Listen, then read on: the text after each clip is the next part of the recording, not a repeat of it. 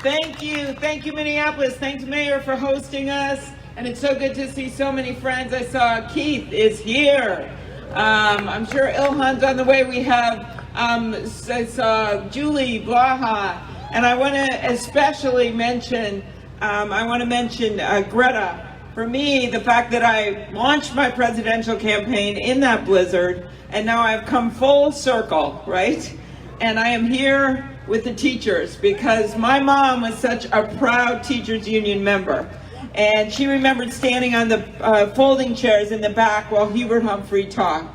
And for her, she was in the first teacher strike ever in Minneapolis history, taught in the Minneapolis schools, and loved her kids so much. She taught second grade until she was 70 years old.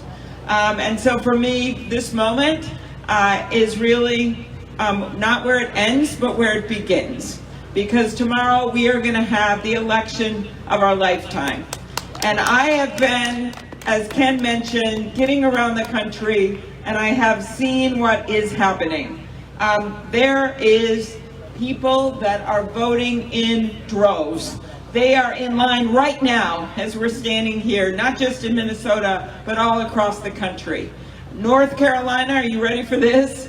They are, as of yesterday, at 95% of their total from 2016, and they haven't even gotten to Election Day.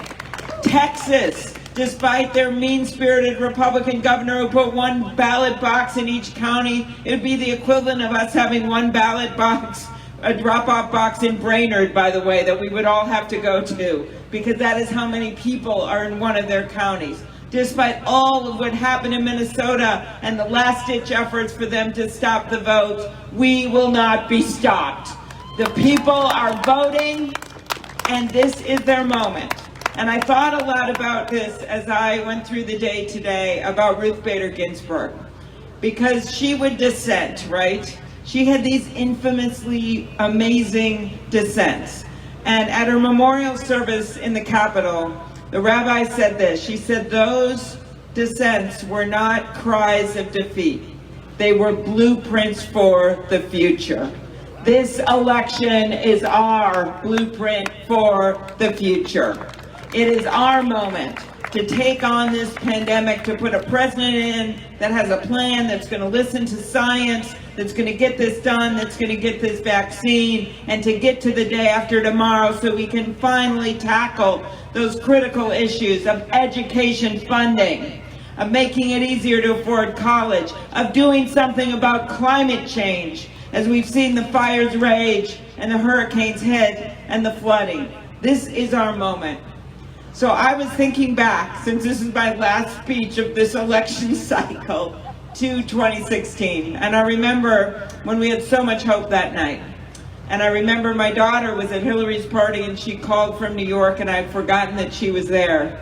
And she sent me a text then, and the text said this. She was in college. Mom, what should we do now?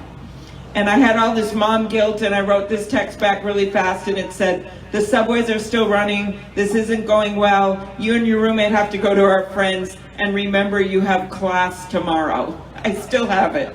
And my daughter wrote back, Mom, I mean our country. That is what everyone asks themselves every day. What should we do now? And did we answer with a cry of defeat? No. From the very moment after the inauguration, we answered with a blueprint for the future. The march, the Women's March, the day after. Many of you were there in the cold, marching. From then, the March for Science, one of my favorite ones. When do we want science? When do we want it? After peer review. The efforts to keep universal health care for the people of this country, despite the Republicans' attempt to repeal. The 2018 election, where we elected Angie Craig, right? And Dean Phillips. And now we are on another historic election. And you know what will happen? If Tina and I were one of only a handful of states in the country that have 2 women senators. And as we look at the numbers, what's happening around the state, if we win the state Senate back with Susan Kent's leadership tomorrow night, Minnesota will be the only state in the country that has 2 women in the U.S. Senate and a woman state Senate leader and a woman Speaker of the House. That is change, Minneapolis. That is change. And so it is my honor tonight, as I give this last speech, to give this microphone over to my good friend Tina Smith. So Tina and I are truly friends. You know the good work she did for this city. You know what she did when she was Mark Dayton's chief of staff. She then went on to be the lieutenant governor of Minnesota. She knows how to manage through a crisis, right? And she knows what's going on is not right. She is on a critical committee which deals with all the health care for this country. And that is why she is such a strong believer that we can do so much better with this pandemic. So much better than a president that literally defiantly takes off his mask when he still has the coronavirus and walks into the White House. So much better than a president that disses our first responders, disses our nurses and our doctors and those that do the work, as he did just this last week. Tina and I are true friends. In the Senate, people always call each other friends. Have you heard that? Well, half the time they don't mean it. She and I are truly friends, and I am so proud of what she's done. She is leading the premier child care bill with Elizabeth Warren in the U.S. Senate. And if things are going as we believe across the country, where we are leading in the Senate in states like Arizona and Colorado and Maine and North Carolina, we will take back the U.S. Senate, and that is going to be all eyes on that tomorrow night. But we will not be able to do it without our friend Tina Smith.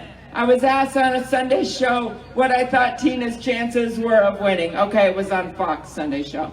I was asked, and I looked at Chris Wallace and I said, 100%. So I give to you our great U.S. Senator and my friend Tina Smith. Thanks, everyone.